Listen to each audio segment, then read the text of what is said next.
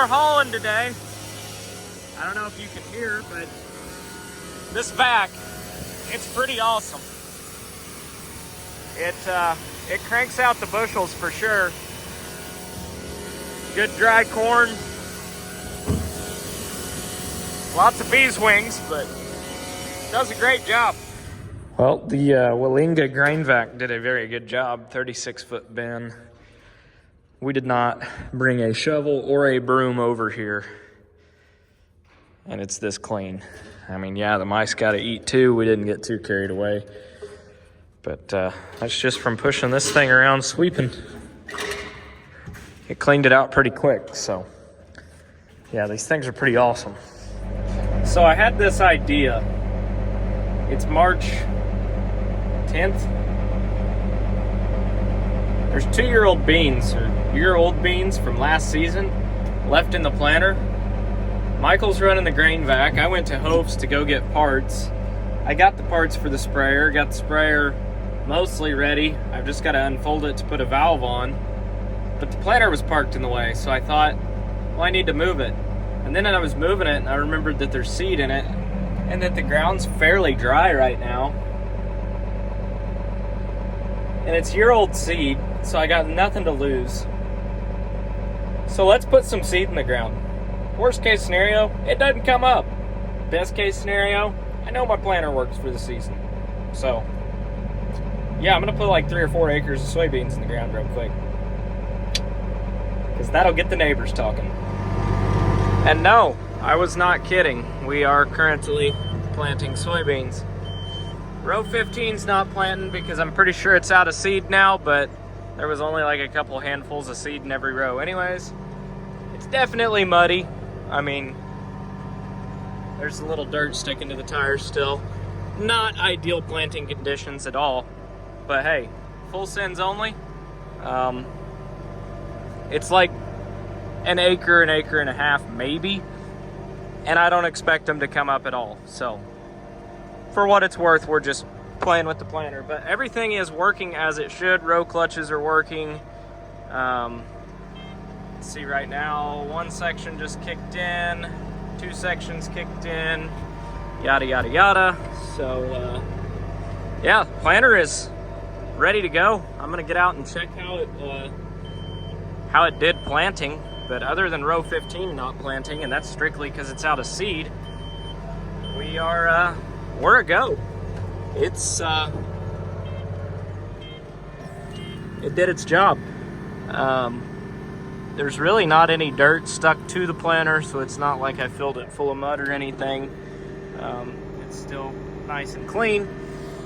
So what the heck, we'll just get out and kind of look at what job we did. Like I said, there was not much seed in this. It's 2-year-old seed, and I'm just, honestly, if nothing else, this will, hopefully the right neighbor will drive by and see this, and it'll get them good and fired up. So, okay, there's more mud stuck to it than I'd like to see. Like I said, definitely not ideal planting conditions at all. In fact, you could easily make a ball out of this stuff. But, dang, how deep are we putting them? Apparently we're putting them really, really deep. I need a pocket knife, and I left it in the cab of the tractor. But, yeah, we're putting them really, really deep. I can tell that already. Like I said, no intentions of these actually coming up. They might, who knows. It'll be interesting. I did plant some March 8th a few years back, just on a whim, and almost all of them came up. Putting these way too deep though. Way too deep. I can't even find a bean. And I know it was planting because I can see the meters turn. And the thing with an old Kinsey planter like this is, if the meters are turning, the planter is planting. But it was also, come to think of it, the last time it was set for double crop soybeans. I'm gonna have to get something to dig these up. But it was set for double crop soybeans, and the ground was like concrete, so here we go. There's beans. And now, yes, there's a bunch of them right here. This is actually where I stopped. You can see where I picked the planter up. So I'm putting them about 1.5 inches deep, maybe 2 inches, which is plenty deep. Half of these aren't even treated. Some of them are, some of them aren't. It was just kind of whatever I had left over from last year. I just kind of threw them in the planter to get by and get done. But yeah, we're putting them. There's one there. So now that I'm actually finding some, yeah, they're plenty deep, but I'm sure I'll shallow that up before we actually plant for real. But I will be planting beans first, more than likely. So got a lot of turkey litter to spread, got a lot of posts to cut up. As a matter of fact, where I just planted these beans is actually going into pasture, and I'm putting calves on it. So for those that don't know a little history on soybeans, they actually used to use them. The reason that they're even really in the United States was for hay and forage. So if some of these do come up, calves can eat them. I don't really plan on combining them. So you know, I'm out maybe $40 worth of year-old seed for doing this, so big whoop. I'm not too concerned about that. So now we're testing the sprayer. I'm running just shy of 80 psi. I'm running in manual, which is a lot. I don't know if you can tell or not, but all of my nozzles are pulsing. The sprayer has what's called aim command, but basically what it is each individual nozzle has its own little electric solenoid that pulses. It's basically to keep the droplet size the same. Works kind of as a foolproof rate controller, if you will. I mean, it's not what controls the rate, but it has a lot to do with it. You can kind of see them pulsing there. But we fixed all the leaks. All of our valves are working. All our section shutoffs are working. So I am going to order some smaller nozzles for it, because these droplet sizes, even at like 90 psi, look like raindrops. I'm pretty sure whoever was spraying last with this was spraying dicamba or something like that, where you want a bigger droplet size. I do not. I like a finer mist most of the time, but it's working. It's like $1,500 for new nozzles, but I've got like $150,000 worth of chemical, so to make it work and work correctly, $1,500 worth of nozzles is not that bad. So beats buying all the chemical over again. So we're all spraying. I'm gonna get out and walk the boom, make sure everything's good, but I think it is. I feel like this is the blind leading the blind. I'm not sure. What do you think? Huh? Dada. Yeah, that's Daddy's sprayer. Dada. Where'd your shoes go?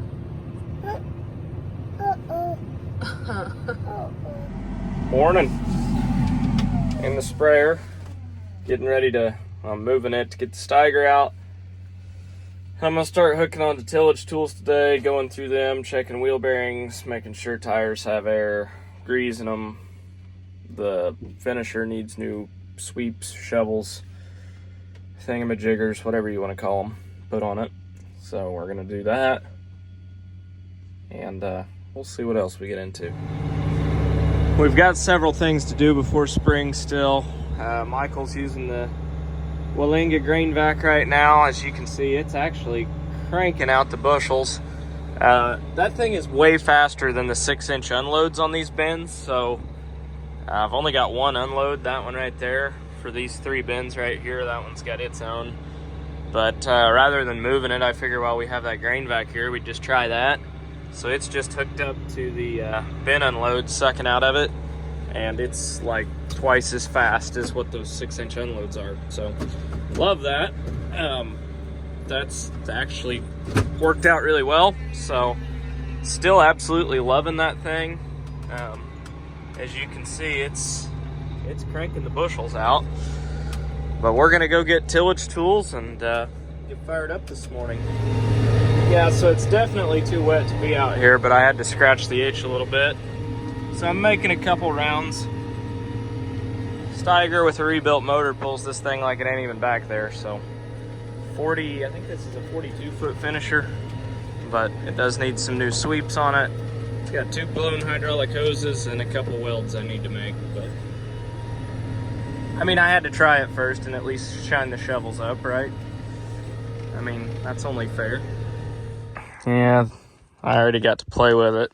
We're missing 6 sweeps. There's like 50,000 grease fittings on this thing. And I've got 2 hydraulic hoses, at least 2 hydraulic hoses that are blown. And yeah, God only knows how long this is going to take. But I would like to get a rolling basket for this, I think. Really the main reason for that is every now and then, and not very often, but every now and then, and I think I can help this controlling the pitch of the tool, which is actually, I'll show you here in a second, one of the things I got to weld on. I saw this chain here, the bolt's out of it, so I need to stick a new bolt through there and chain that up. But every now and then, these shovels, they make kind of like a little ditch, I would say. And when they do that, it's like this harrow isn't quite enough to level those up, so you end up with a bunch of little bitty teeny tiny ridges in the field. And I just don't like that because it's going to hold water and do some wonky shit that I don't like. Sounded like the turn signal was on that. But one of the things I've got to fix is right here. That is supposed to be connected to that, which controls the pitch of the entire thing. It's raised all the way up right now and the blades are touching the ground, so obviously that it's not supposed to be like that. So I gotta weld that. Need to take that off and weld it, but not too big of a deal. Missing, like I said, 6 sweeps. Not a huge deal either, but want to get that fixed. Other than that, I mean, this thing I think I bought for like not a lot of money at all. I want to say it was like $5 or $6 grand for a 42-foot finisher. I can't bring myself to spend $80,000-$90,000 on a tillage tool. This thing does the same damn thing. It goes in the ground and it turns dirt over.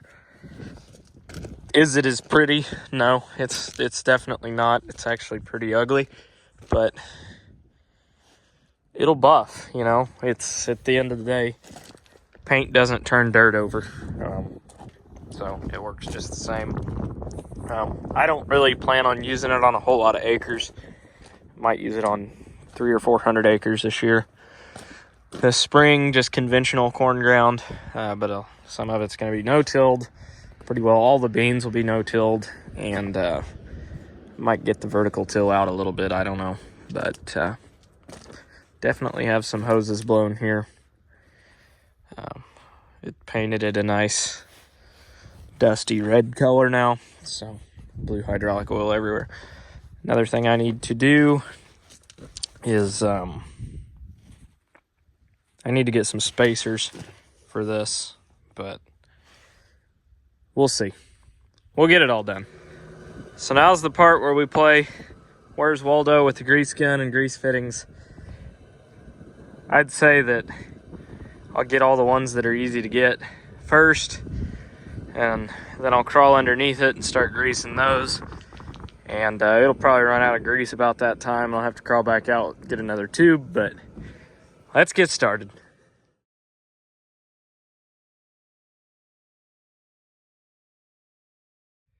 Okay, well, I tried to set up a time lapse while I greased all the first disc gangs up front and all that, but well, I'm a shitty YouTuber and my phone fell over because the wind blew it over, and so you don't get a time lapse. But got all the front discs greased. I ought to go buy a lottery ticket because they all actually took grease, and none of them were missing the grease fittings, which is rare. So got all that done. Greased the outside wing tires. I'm actually going to fold this thing because it's going to be way easier to do that than to crawl up underneath here and do it that way. So that's what we're gonna do. Fold it up, get underneath it, grease it, go from there. One thing I am gonna do before I fold it up is go ahead and grease all the pins on the back of this tractor. Unlike those disc bearings, you can actually do a little bit more harm than good. I feel like sometimes over greasing those bearings, because you'll blow the seals out and they can get dirt in there. But when it comes to these pins, I don't really know that you can over grease them. I don't know if I can do this one-handed or not. I'm pretty sure that that will just pop right off, but you get the point. You stick the grease hose on. I've got this set for 15 pumps right now. But yeah, I try and keep all these pins very greased because they're not cheap to replace, and it's cheap insurance. Except I am running Schaefer grease, and that's expensive, but it's good stuff. I've had a lot less bearings go out since I started using it, so it's well worth the money in my opinion.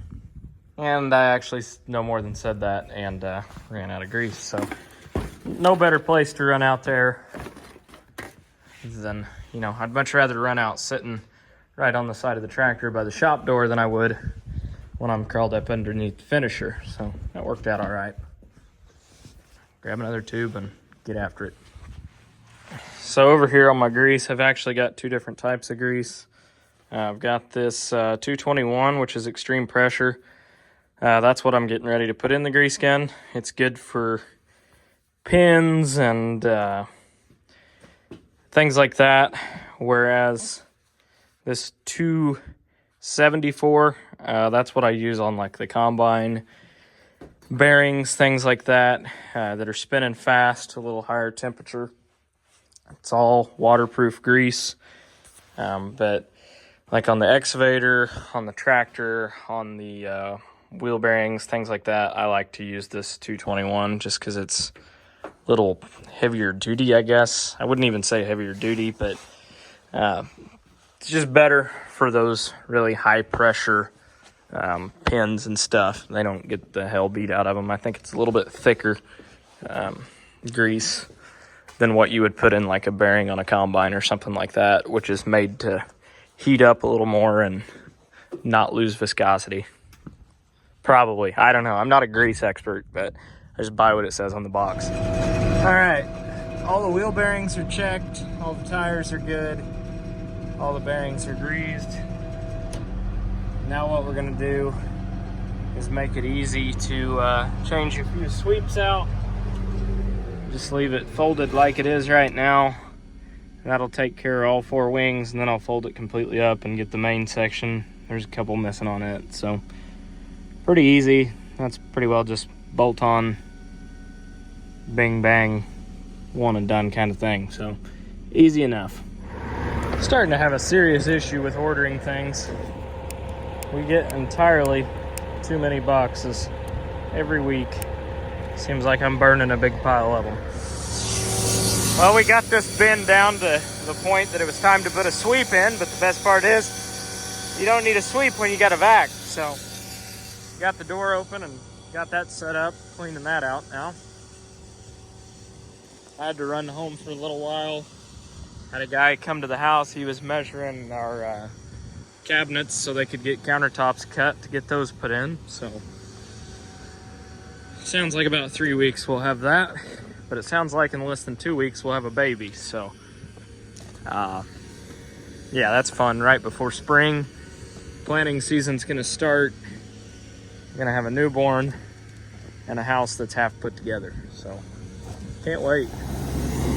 There's another load headed out. So we've got one bin left. The corn price has been absolutely taking a shit, and I had some contracted, but I'm out of contracted corn, so everything we're selling right now is spot price, and well, it ain't as great as it was. So still getting over $6 out of it. I think the last load was like $6.15, but everything I had contracted was like $6.80, so it kind of hurts a little.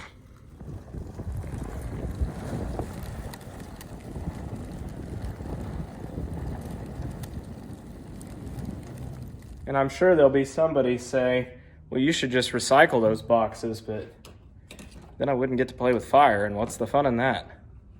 I love burning trash. It's a great time. I could sit and play with fire all day long. I love playing with fire. Well, it won't be long.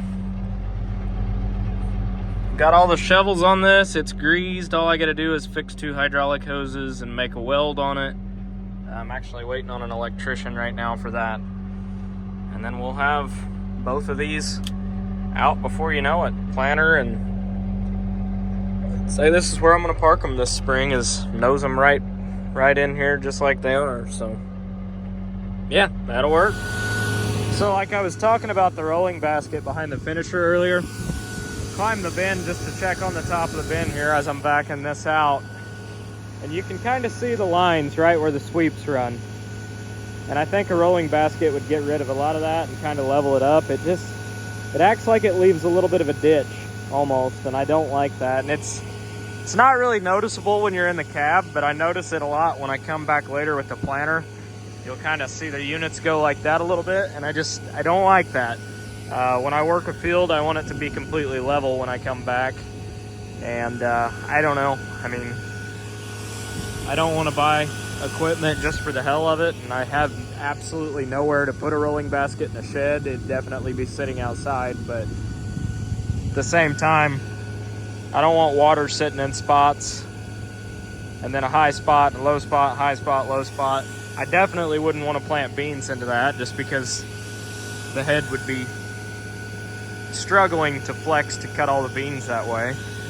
Corn, it's not as big of a deal, but still, with emergence issues and things like that, I definitely don't want that. So anyhow, we're back in the last bin of corn out for the year. After this, I am out of corn. So it's a view from the top of the farm. It ain't much, but it's mine. I don't know. We need to get some cows to start feeding that hay, but I haven't got around to putting up fence. I still plan on doing it. I just haven't got around to it. We got 1,000 things going on between the house and another baby on the way, and a multitude of other things going on, so just haven't got around to it.